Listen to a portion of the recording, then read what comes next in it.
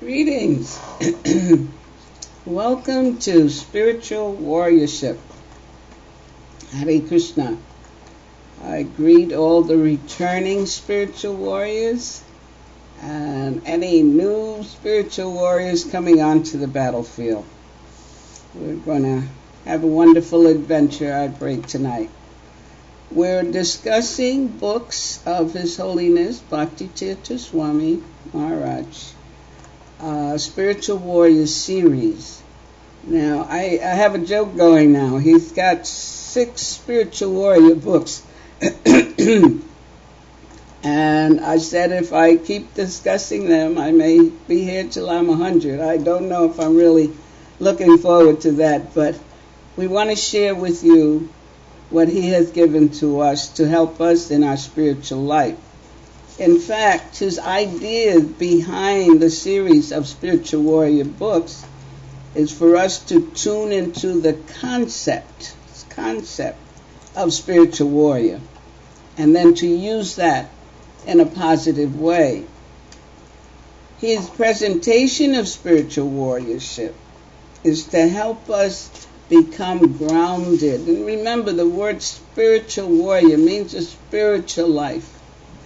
And it's to help us become grounded in understanding who we are as spiritual beings. It's also to help us cope with life in trying times. Need that, right? But it's also to help us use spiritual weapons to battle the tide of depression, anxiety, and feelings of hopelessness that sweeps our society. Now, we mentioned the word use spiritual weapons. What are those weapons? He's told us the weapons are love, humility, compassion, faith, and self-knowledge. And those weapons are important because he also defines spiritual warriors are unconventional, to say the least. We do not fight with conventional weapons. We do not fight on conventional battlegrounds. And we do not fight for conventional objectives. These are his words. So again, this spiritual warriors series and warrior concept, is also to help us develop an internal positive dialogue for making our mind our friend. And our battleground is the realm of human consciousness. So, are you ready for battle? He also reminds us, though, that the path of the spiritual warrior is not an easy path. It demands courage, determination, discipline, intense compassion, and unconditional love. It also requires an understanding that this world is not the final chapter. And we've heard, those of us from the Bible, this world is not our home. So it's not the final chapter. So we're on a mission. And I hope you're willing and ready to join the ranks of a transcendental army. Now, we have been discussing love. We're discussing from Spiritual Warrior 2, Transforming Lust into Love. As I said, he has 6 Spiritual Warrior books. This is Spiritual Warrior 2.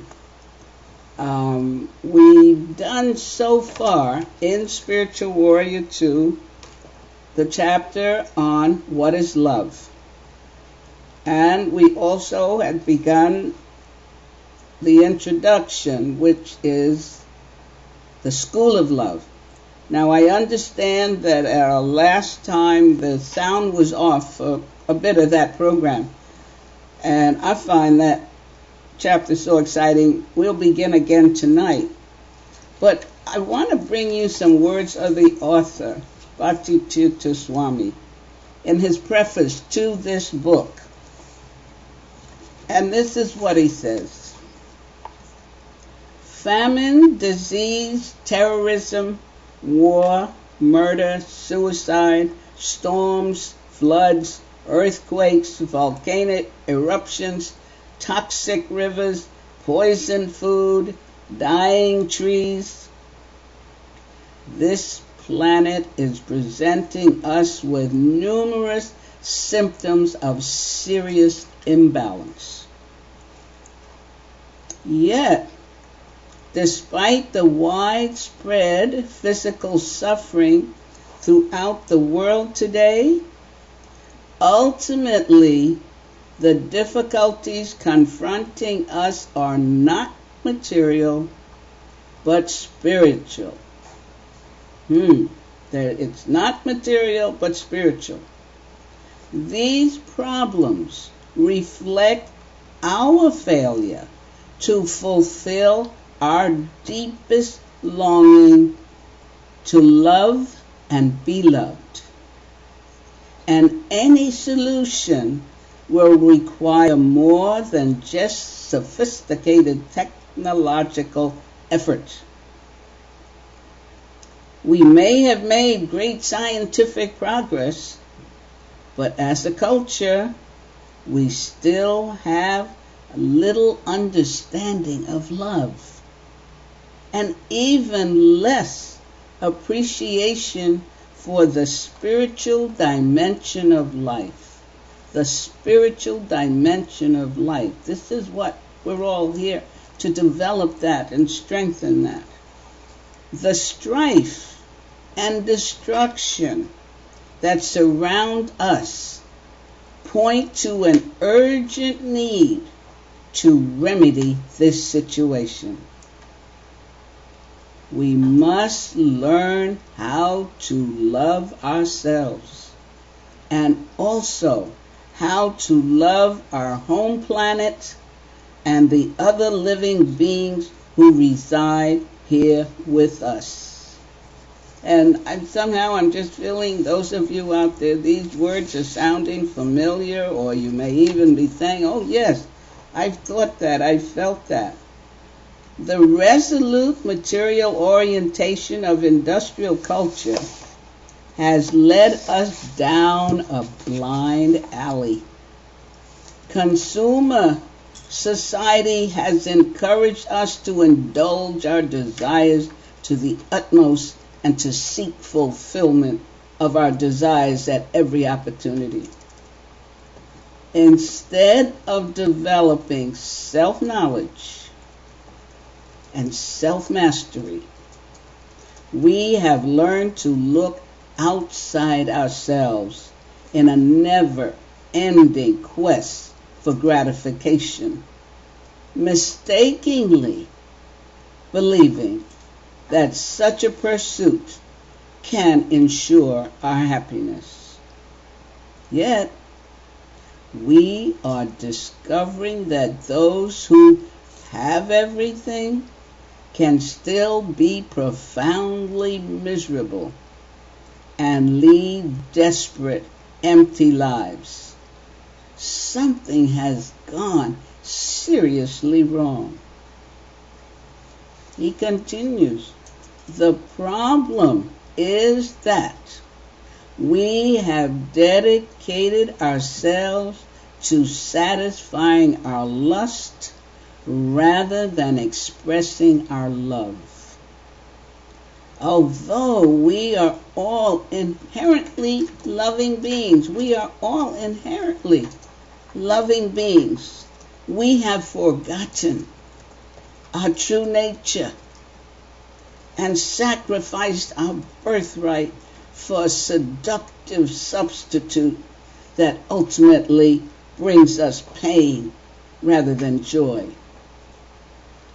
Because our collective goal has become to gratify our physical senses above all else, we have developed a self-centered culture that condones competition, exploitation, and whatever it takes to get us what we want. Our egocentric behavior manifests in countless forms and is driven by lust. For example, we may engage in sexual activity without love, dominate others in order to feel powerful, destroy rainforests to create more profitable grazing land, manipulate financial markets for personal gain, lie and cheat to gain political prominence, take drugs to get high, or ignore our own children in favor of making more money. So, Spiritual Warrior 2, book we're reading from, Transforming Lust into Love, is an attempt to examine the topics of lust and love in depth. The book's premise is that we must gain a spiritual understanding if we are to live healthier, more productive, and more fulfilled lives. Okay, how is that? Ring a bell? He says, the challenges of the time requires us to fortify ourselves with spiritual knowledge. And if you've been finding yourself desiring and wanting more spiritual information or looking for a spiritual association, it's because it's time for that now with all these other things going on. So it requires us to fortify ourselves with spiritual knowledge, and even more important, we must put our knowledge into practice. What is it? Practice makes perfect, huh? So as you gain the knowledge, you imbibe it and you begin to practice it in your everyday life. Only then can we call ourselves spiritual warriors, capable of serving others. And that's what we're on the battlefield for. As spiritual warriors, we must never forget that our greatest ally is love. And our most dangerous enemy is lust. We can be of genuine service only if we are free from selfish desires and available to become pure vehicles for God's love. So, I'm sure you're saying, how do I do that? How do I go about that? That's exactly what I want. Well, we're going to knock on the door and go into the School of Love. It's the introduction in this Spiritual Warrior 2. And don't forget, these books are available at Krishna.com store. If you don't have a copy and want to go in deeper and hear more of this wonderful teaching. And before I forget, those of you who may even be more interested in knowing more about Bhakti Tirtha Swami, there's a biography out called Black Lotus, The Spiritual Journey of an Urban Mystic. This is also available at Krishna.com. It's well written and very inspiring, and you'll understand the person more of whom I am endeavoring to share with you through his writings. I tell you, the more I read, and I said some of these lectures, I actually sat in, I remember agreeing, nodding my head, making lots of notes. But as I read them again, all I can say, he gave us so much. So I'm hoping to imbibe and definitely desiring to share, and hopefully you will get something from this. So we're going into the school of love. Life is a school of love. Life is a school of love. In this school, we are not just hungry, but starving for love. Starvation is a life-threatening affair. A person in this predicament wants to survive. But if they do not get food and water in time, they will fall sick and even die.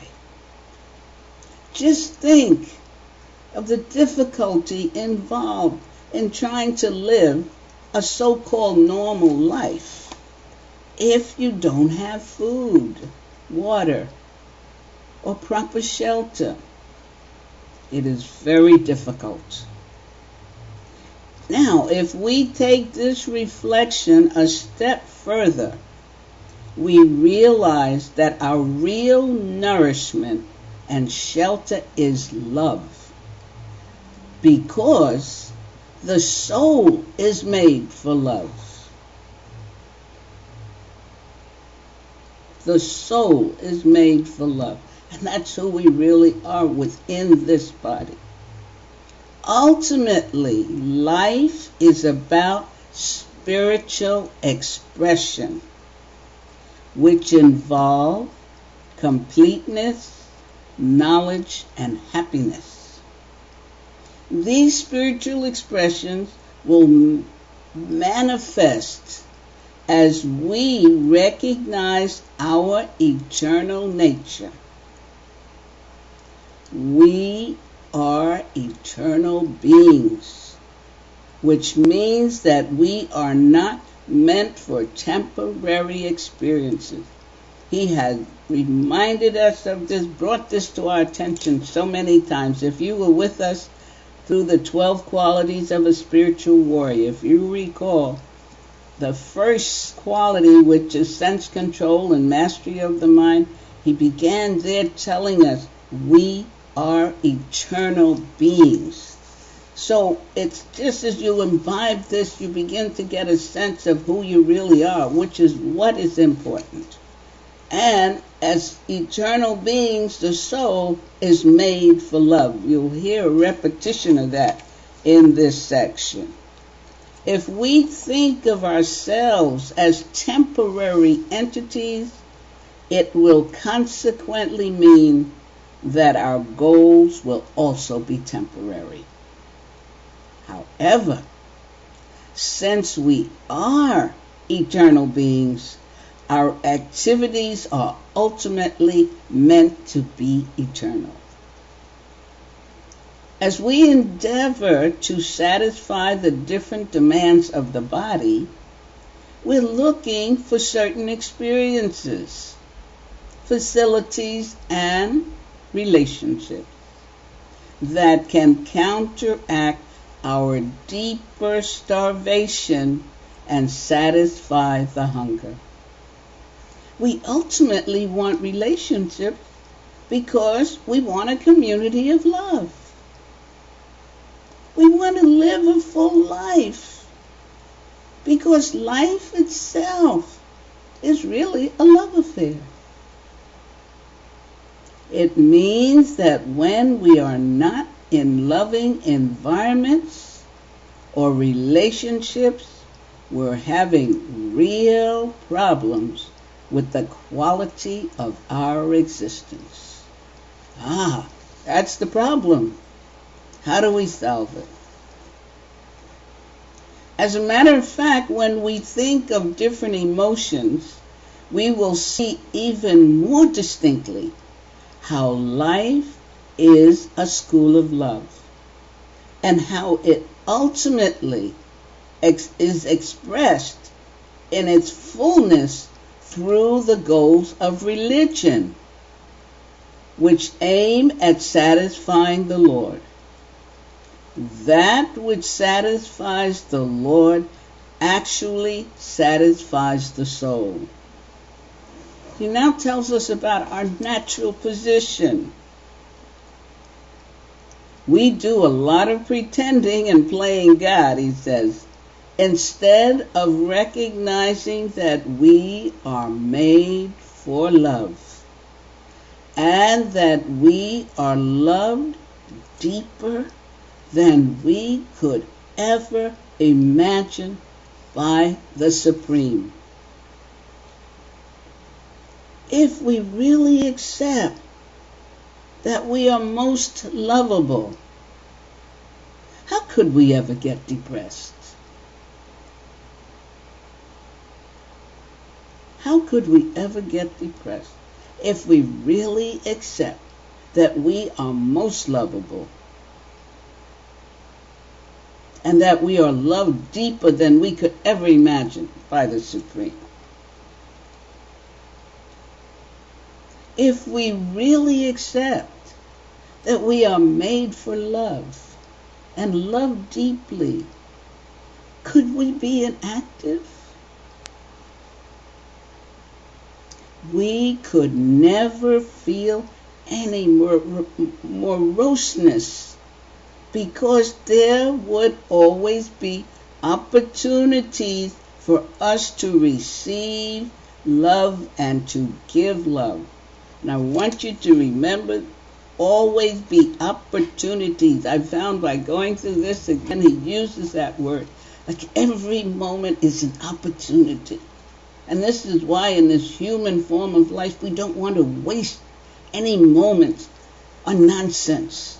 We want to really improve ourselves. So we must know that we would never feel moroseness because there would always be opportunities for us to receive and to give love.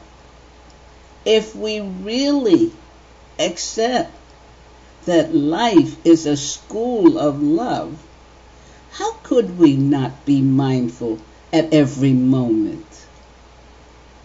We would constantly try to get nourishment that helps us act according to our natural position. Just as a machine functions best when used properly according to its purpose, we also give the best results when we function according to our purpose.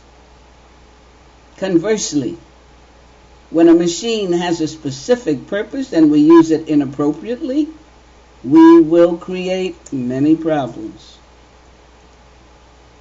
When we are not happy, it means we are forgetting our identity and purpose.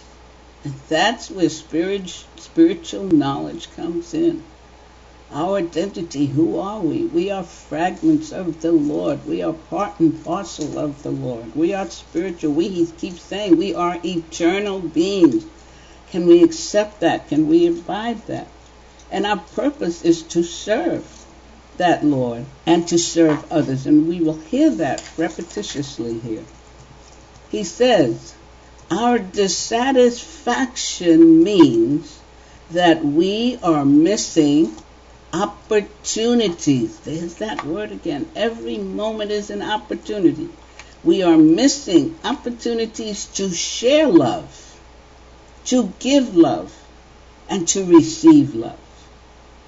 For instance, whenever we fall into depression, it is a sign that we are not sending out enough love. This is the school of love. Some people fail again and again because they somehow do not understand.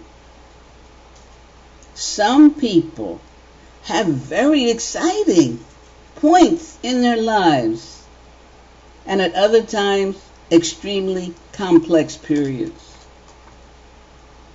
It means that sometimes they're getting it and sometimes they're not. Some people try to find that love only within one person. They try to find that love only within one activity. race, religion, or political group. They just do not get it. Because being made for love, they cannot get nourishment in only one particular way at only a specific time. They must have it always, and it must come from many sectors. Not only must it come from many directions, but they must also give it in so many ways. On the other hand, some people are excited by a life of love. They see each moment. We're back to the opportunities in each moment. Keep that in mind. They see each moment as an opportunity to experience more of what they already are experiencing. Somehow they get it. Life is a school of love. Every moment is an opportunity. He goes into the dynamics of the school of love. A school is a place comprised of students and teachers. Nothing new, huh? What else? We are all students. And sometimes as a part of our own learning, we're teaching. In a school, certain criteria determine what level each student will pursue, and certain skills will determine how much mastery one has.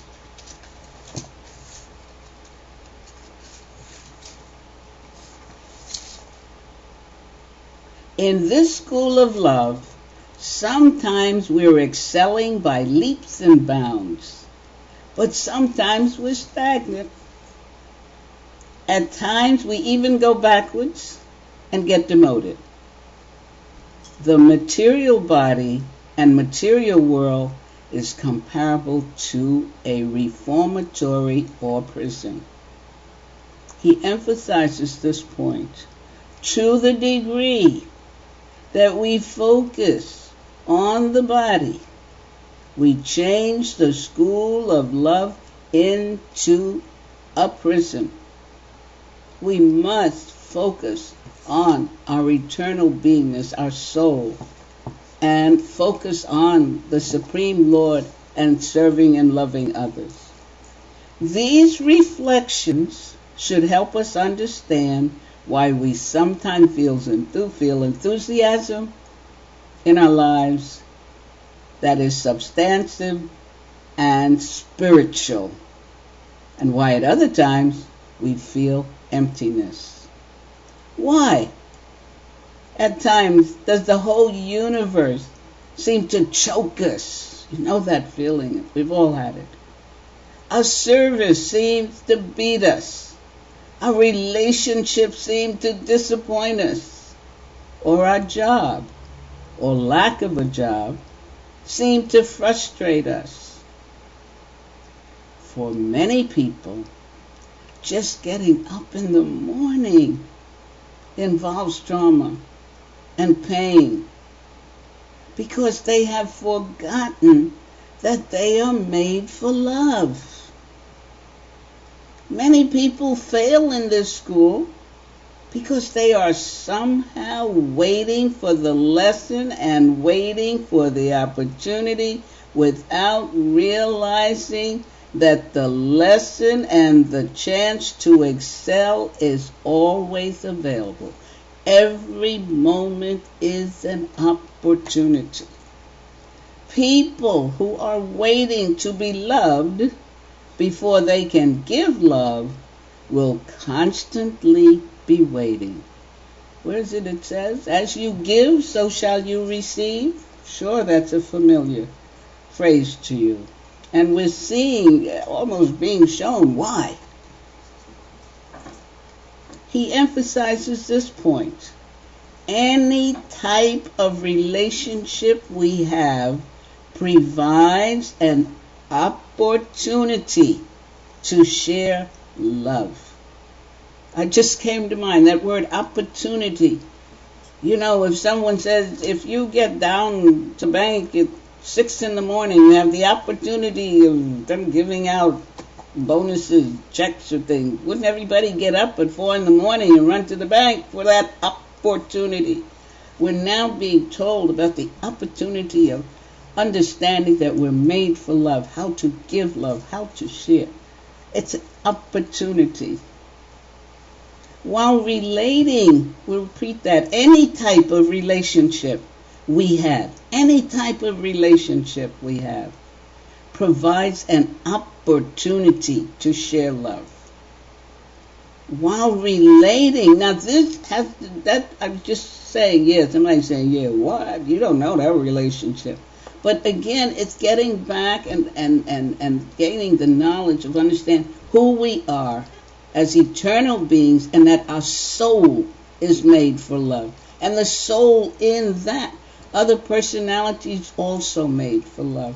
But as he said earlier, we've forgotten, and that's why we go through that distress. So we're reviving our memory, remembering. While relating to those who might have a superior position, such as parents or teachers, we can exchange love by receiving advice and wisdom. With our peers, we can always share some kind of healthy communication, service, and friendship. With those who might not be as experienced as ourselves or younger in the school, we can always share some sense of love by trying to guide and facilitate them in different ways. Always an opportunity available. When we share love among all these different levels of associates, it becomes more difficult for us to forget who we are. And we have a greater chance of becoming certified in this school. If a person can learn from younger students, from his or her peers, and from those in higher grades, that individual becomes a very progressive student. Every moment is an opportunity. Every relationship we're in is an opportunity for learning, for giving and sharing love and receiving. Certainly, that student will also become an excellent teacher, since they will have so much to share due to their alertness in school. He says the teachers are there to direct, guide, and show love. For instance, every so often, special entities come into the school or into this material world to see who is ready to graduate into the land of ultimate animated love. These are great prophets, teachers, and acharyas. Sometimes they act as bounty hunters who go looking for those who are ready to return to the pure land of love. When such bounty hunters go into the different environments, most entities who have forgotten their real identity run from these helpers. They run from these personalities who have actually come to help them regain what they have temporarily lost. They run into all types of situations that help them propagate the illusion that they're not loved and that they have no love to share. I just been reading this. They run from personalities who have actually come to help them regain what they've temporarily lost. I had a flashback. These flashbacks, they go way back. But I remember many, many years ago when I was beginning to seeking some higher understanding, and I was getting I would go into those, I lived in New York, so I'd go into the bookstores. I remember there's one downtown, and you go down some steps, and there were books all over, metaphysical books, all kinds of religious, spiritual, all kinds of books. And I got one, and I was reading it. Can't remember too much about it, but I'm recalling there was a section that was telling you, I think it had to do with giving up. I don't even remember. What I do remember is when I read that, I said, "Oh, this'll have to wait," because whatever I was enjoying, apparently I wasn't ready to give it up. So I put that book aside. So it just showed, of course, later I went running looking for help.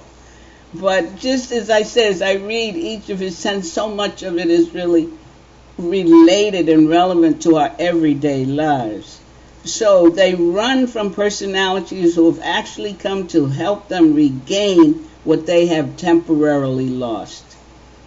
They run into all types of situations that help them propagate the illusion that they're not loved and that they have no love to share. And what have we been saying? You got it because you were made for love.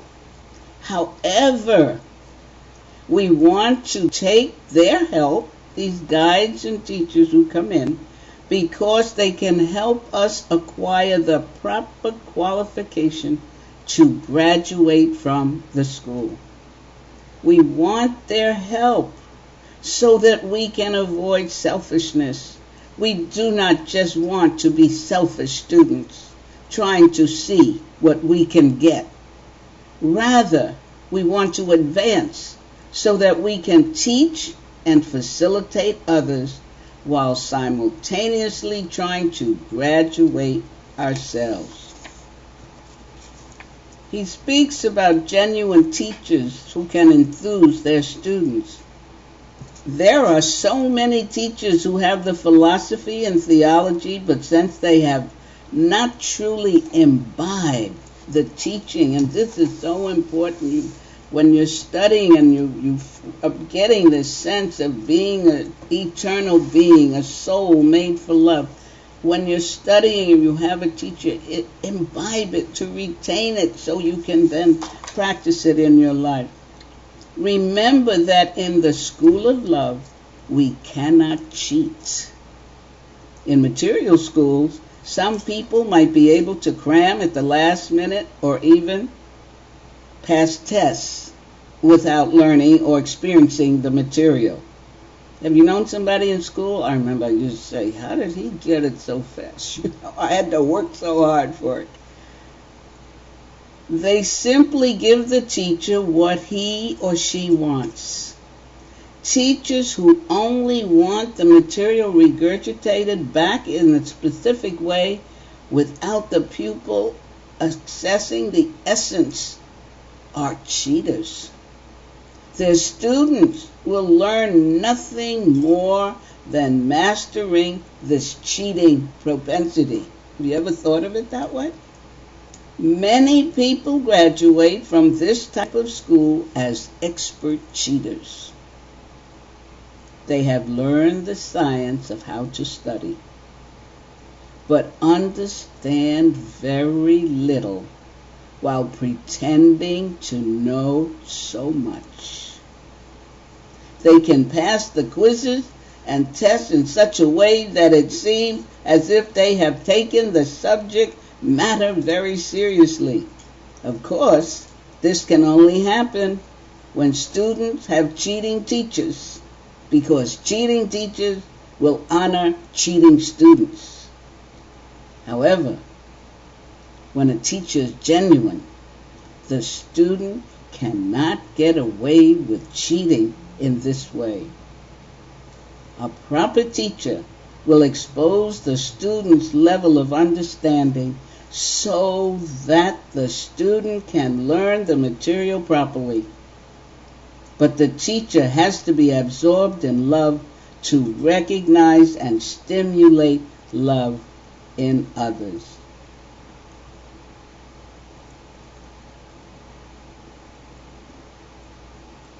He goes on, the Lord looks at our capacity and our ability.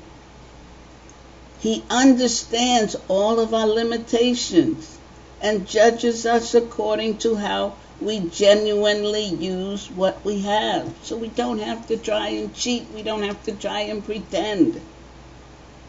This school of love is wonderful. In this material world, we must constantly confront different assaults. But the school of love can remind us of our higher purpose. Even if we seemingly do not have enough money, health, or support, we can realize that ultimately it does not matter, because spiritual warriors know that nothing can stop God's love. Why? We are made for love. And nothing can stop our chance to also be as loving as possible. Every moment, I repeat, every moment is a chance to give and receive love. That's why mindfulness of what's going on in your life and what you're saying, what you're doing, what's happening is such a wonderful opportunity. He gives a correlation between love and happiness. In order to access our humanity and spirituality, we must accept our loving nature and our ability to impact upon others lovingly. We must accept. If we had a barometer that could determine our level of happiness and fulfillment in life, it would correspond directly to how much we function as carriers of love. And aren't we? Why? We are made for love. Our soul is made for love. And the soul is within. So, as we move along, we're carriers of love. For instance, if we accept our constitutional position as loving beings, no lack of material facility could stop us from sharing that love. No lack. It just means that we would have a different arena in which to experience who we are and to share what we have. If we accept that we are really made for love, it does not matter what kinds of complications come upon us. We will just see them as, what's the word? Opportunities to capture love and give love. Whenever we come across an opportunity, we want it to help us find a way to exchange love. We will perceive all activities and emotions as an exchange of love or a cry for love. And as you begin to accept and understand this, you're made for love and you're giving and receiving, then you don't get upset if you are in a relationship or in an environment and see behavior that's not quite up to par, because you'll know that person is crying for love because they've forgotten and do not know or have the understanding that you have. And that way you can give love or share love. We can see anxiety in different ways. Some people have so much to do and others have nothing to do. Those who have opportunities to do many things are in anxiety because they're overwhelmed with the dilemma of how to accomplish all their tasks. On the other hand, those who don't have any challenges in their lives are overwhelmed with anxiety and frustration of boredom. Those who have children are overwhelmed with the responsibilities that parenthood brings. Those who don't have children are sometimes overwhelmed due to their desire to take care of such entities. Those who have a spouse are sometimes overwhelmed since the spouse does not always act according to their expectations. Those who don't have a spouse are sometimes overwhelmed because they don't have a relationship. However, if we accept that we are in the school of love, such anxieties will stem from wonderful chances to engage in the process of sadhana bhakti or spiritual practices. We will want to absorb our mind and senses in whatever field of activity we find ourselves in, and we will want to offer that to the Lord. Whatever we have, we want to offer it to the Lord. As we recognize more and more that we are made for love, then we, as we sweep the floor, wash the dishes, clean the yard, take care of our car, we will experience a certain happiness because we will perform all these activities with loving care. What you say? Washing the dishes, cleaning the yard, sweeping the floor. But if we recognize we're made for love, then every experience, every activity is an opportunity. It's wonderful. I just love the way he brings this out. If we forget that we are made for love, then all those basic activities are a part of normal life. And what are we studying here? How to have a spiritual life. We're spiritual warriors. And as a part of normal life, they will be painful. We do not recognize an opportunity to give and receive love through the performance of all these duties. That could be a homework assignment if I was giving homework. This week, every time you wash the dishes, sweep the floor, take the garbage out, right? Take care of the car or whatever. Can you feel a happiness in that? Because you're giving love and sharing love, because you're definitely giving and sharing love in your own environment. And you're doing it from a higher level, so it's not a painful thing. We will not recognize an opportunity to give and receive love through the performance of these duties. But as we try to maintain, let me get this right here now. If we forget that we are made for love, then all those basic activities that are a part of normal life will be painful. We will not recognize an opportunity to give and receive love through the performance of those duties. They're all opportunities. Now, as we try to maintain our finances, take care of our health, or perform our religious practices, we will find many chances to love ourselves, our true selves. We actually have many chances to say yes to God's love. As we say our prayers, engage in meditation, chant, etc., we have a chance to intensify the visions of love.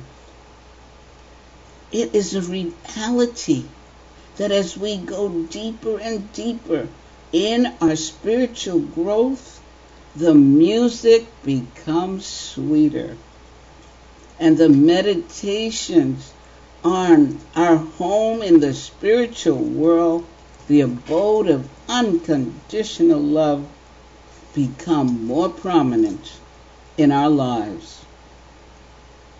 Living in this way turns into a natural way of life. As we reflect with purity, we begin to experience connections with the spiritual realm. But this will happen only as we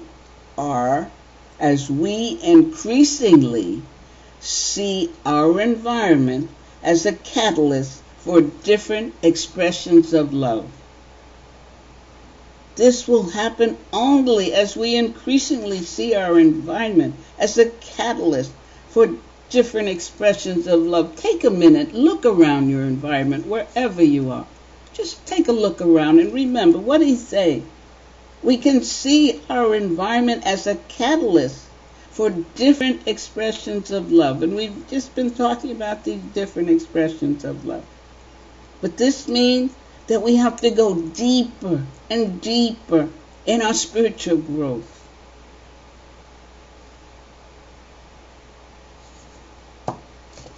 Okay, give me your attention again. No, you're giving out all that love as you look around your environment, but it's wonderful. An opportunity. Every moment is an opportunity. Most people try to find deep fulfillment in matter, which we know is temporary. Some are trying to find it in another individual, which obviously leads to difficulty. To think that one person can help us experience our total fullness in love is to be a covered atheist. What did he say? To think that one person can help us experience our total fullness in love is to be a covered atheist. People who do this are essentially thinking that another person can function as their God.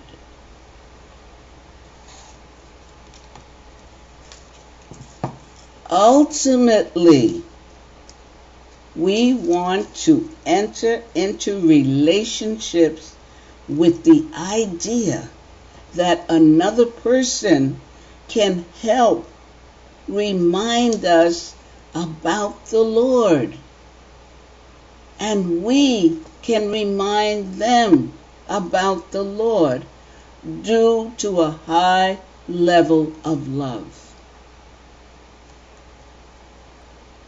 We should pursue this high level of interaction with our husband or wife, our friends, our children, and even our relationships at work. As long as we are not involved in a sinful activity, even our jobs or services should be opportunities to become more absorbed in the school of love and its rewards. How much more time do we have? Okay, 5 more minutes. Gonna keep moving here. with the school of love. He now talks about useless substitutes for love. Look at the degree of happiness, excitement, activity, and security in our lives. If these qualities do not fill our lives, we might find that we are actually overwhelmed by their opposites. The opposite of happiness is sadness. We have happiness in this school of love to the degree that we are honoring who we are. And from the beginning of this, the first thing he told us, we are eternal beings, and the soul is made for love. And I keep going back to those qualities and the mastery of the mind. He told us that we are eternal beings. This is the self-knowledge we need. We have happiness in this school of love to the degree that we are honoring who we are, eternal beings, and the sadness is connected with our forgetfulness. The converse of excitement is boredom. When we're bored, we think there are no chances to give love. Therefore, we become dull and dry. We fail to see all the opportunities manifesting around us, opportunities every moment. The converse of activity is too much inactivity. It means that we are minimizing what? Opportunities, denying them, or seeing them as botherations. Look at security versus insecurity. When we feel secure, we are thinking that we are in the right place at the right time and we feel protected. Insecurity leads to opposing feelings, such as confusion or fear. We do not feel that our circumstances are meant for our growth. This type of mentality is covered atheism, which we are forgetting that the Lord has arranged things even though we may not always understand the reason. We are forgetting that the Lord has arranged things even though we may not always understand the reason. We are his parts and parcels. He sees and he knows everything is within us, so he's arranging it for us. And so we don't always understand. Sometimes we never seem to understand, but if we trust this, you have to have faith. Here comes one of the qualities, firm faith. The Lord, he says, does not go on vacation. The Lord does not neglect us or have favorites. He's not treating him better. How come he can have that and I don't have it? How come he's getting away with that? But he arranges these things for us based on how we're giving and receiving love.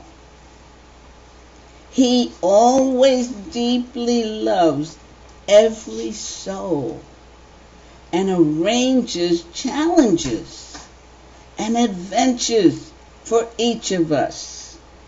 I've noticed more recently, I'm moving up in age here, things happen, I'm saying, what an adventure. What is this adventure about? I find it easier to get through some challenging things that come up. It's an adventure. Okay, Lord Krishna, what do you want me to learn? Because as he says here, may not know or understand the reason. But if you see it as an invention, a challenge from the Lord, you can talk to him and ask him, what's going on? Help me here. He goes on, Bhakti-tirtha Swami, relying on substitutes for love means we're not hungry enough. The hunger's there, but we are trying to fill it with inadequate substitutes. This will not work. If the tank of your car is empty, you cannot expect it to run by pouring water in it. The water will fill it up, but the car won't run. Similarly, we cannot expect to be happy in our spiritual lives by filling ourselves with things that do not honor our actual purpose and identity. Our spiritual lives. That's what we're here for, to improve and increase and get our spiritual lives in order. That's why we're on the spiritual warrior path. However, if we remind ourselves that we are made for love and are loved deeply by the Supreme, then we can again feel happy, excited, active, and secure while we wait for additional understanding and support. Regardless of our circumstances, there are always many ways to experience and give love.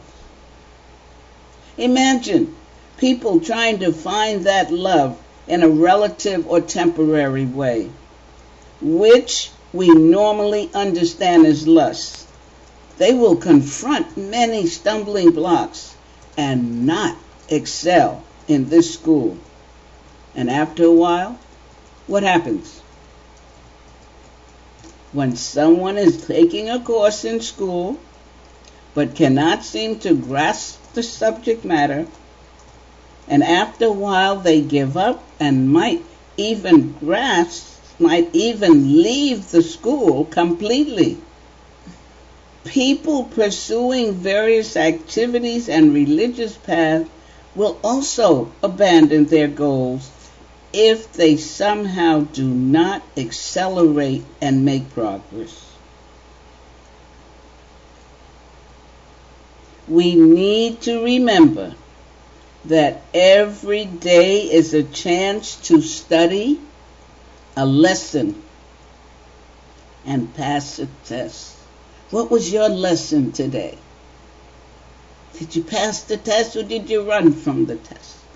Every day is a chance to study a lesson and pass the test.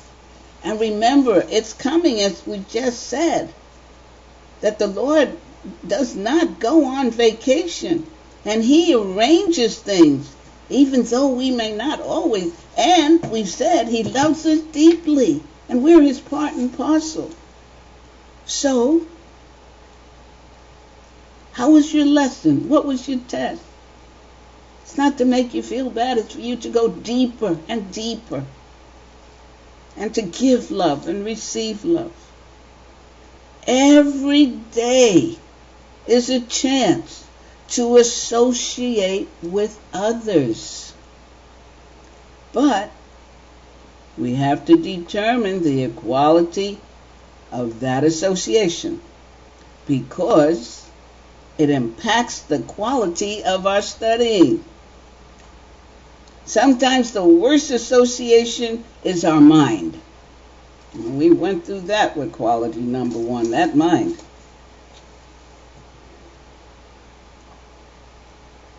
It tells us, you're a failure. You can't pass this lesson. You're useless, worthless, unworthy of love. Even though we are inherently made for love, the mind tricks us in these unfortunate ways, dragging us away from our constitutional position. That's why it's important to master the mind. I hope you remember that study, because it also told us in that the mind blocks the soul from full expression until we have mastered it. So I'm going to bring this to a close. This is the last section. When we inhabit a material body in the material world, there will be constant tests. And tests are challenges that you can either pass or fail. Once we have understood the lesson and passed the tests, it becomes a matter of performance and of acting upon what we have practiced. Actually, all of our so-called relationships of love here on this plane are really to help us fix whatever has to be fixed before we enter into the spiritual world of divine eternal romance. Again, I'm having reminded this. All of our so-called relationships of love here on this plane are really to help us fix whatever has to be fixed before we enter into the spiritual world of divine eternal romance. I was just thinking back again here. He talks about when we understand the lesson and pass the test, and it may be, you don't pass that test in a week. It may take a couple of months, but you have to keep knowing that there's a lesson there to be learned. I remember years ago when I first started out at the Institute for Applied Spiritual Technology under Bhakti Tirtha Swami. And again, interacting, here I am, the senior, on Medicare yet, but interacting with the young people coming through, it wasn't easy. One thing I had to learn, I did have children and I knew how I treated my children, but these were other people's children, and I found out you can't treat them like you do your own, even though I felt we're all on the same spiritual path. But that kind of humbled me, because I realized we're all on the same path, so there must be something for me to learn. And I remember one time in journaling, there were a couple of people I was having quite a hard time with. And I remember writing their name and writing what the problem was. And I also wrote, one day I'm going to laugh about this situation. Now that was really being an optimist. But I realized, I had some sense of this, that it was a challenge for me. And since I was so desirous on the spiritual path to get to know God more and go deeper, as Guru used to say, that I had to keep going. And I did. And what happened, I remember when I was getting ready to leave the Institute in Washington and move to the farm, and we had a going away. And folks, folks say nice things when you're leaving. When you're around, you give them a hard time.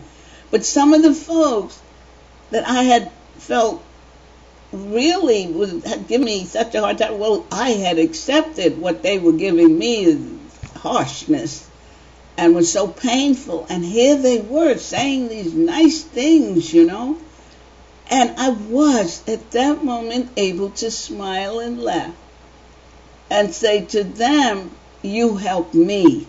So that comes up when it seems like stated so simply here. When we inhabit a material body, which we're all in material bodies, in this material world, there will be constant tests. And tests are challenges that you can either pass or fail. We are in the school of love. We are on the path of spiritual warriorship. We are getting this spiritual knowledge of who we are as eternal beings.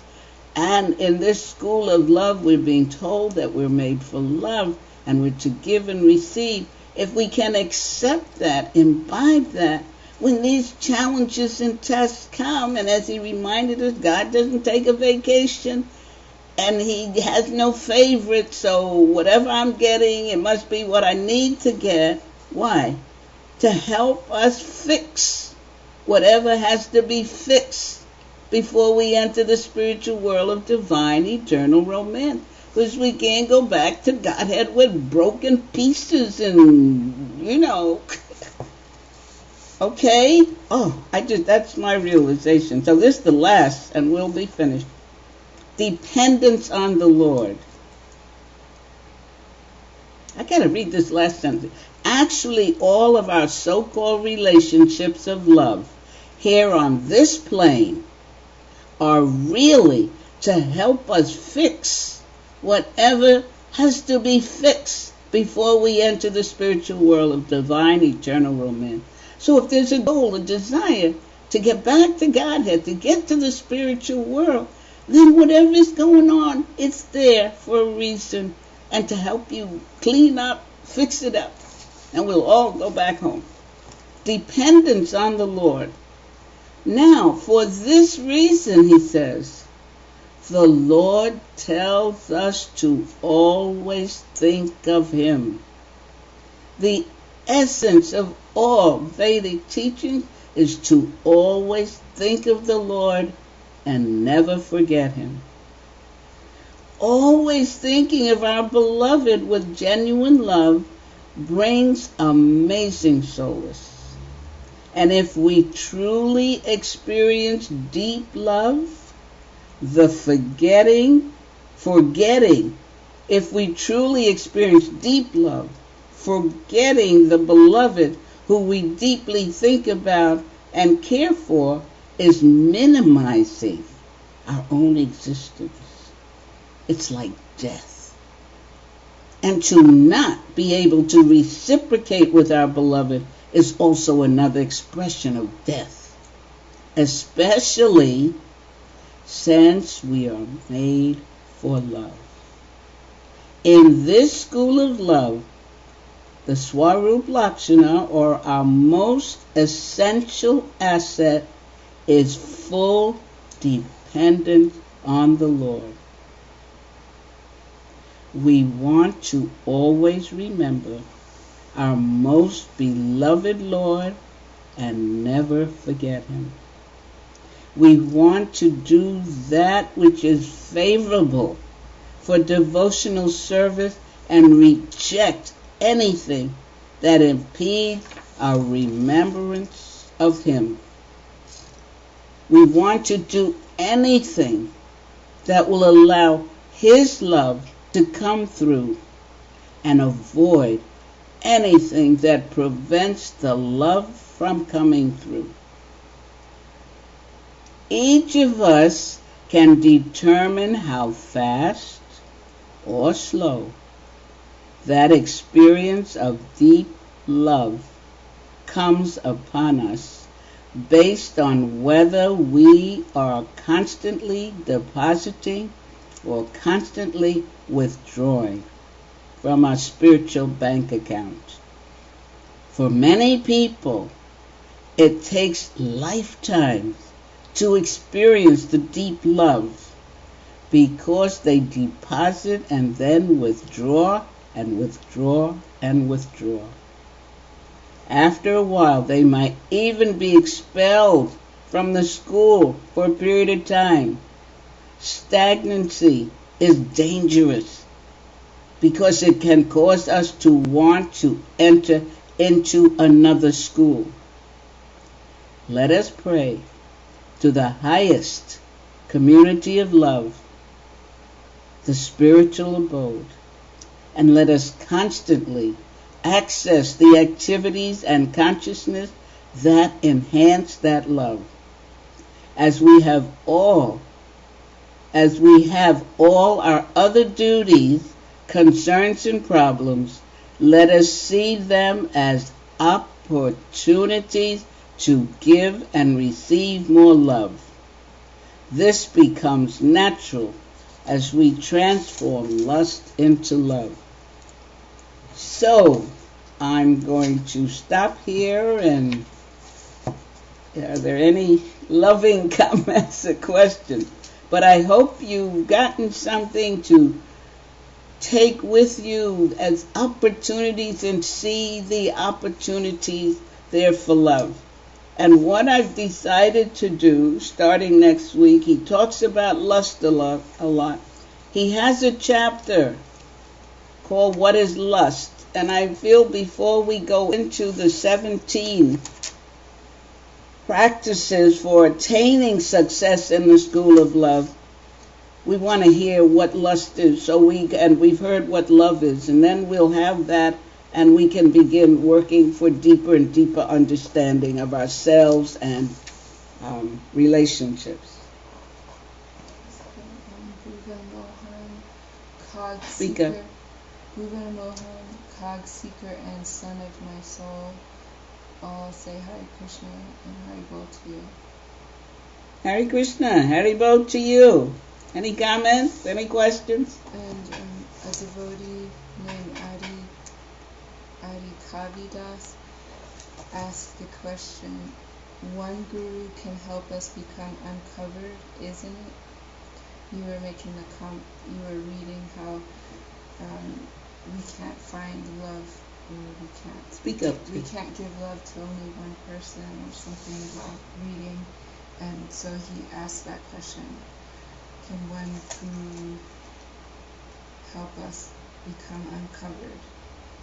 Yes, a guru can. A guru is a teacher. That was in the section when we talked about teachers who come to help us and even come as bounty hunters. When we spoke of loving one person, that's like just another material person that you take in a relationship that's not helping you to become more self-realized, not understand who you are as an eternal being.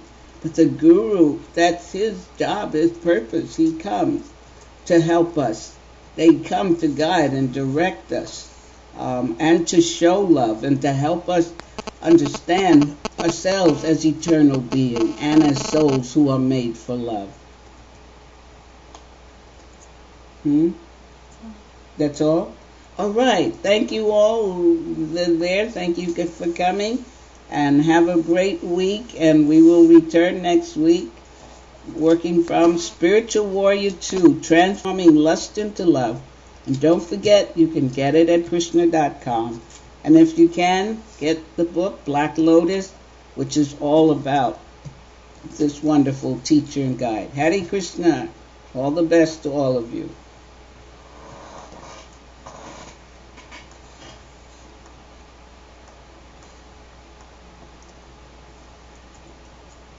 Huh?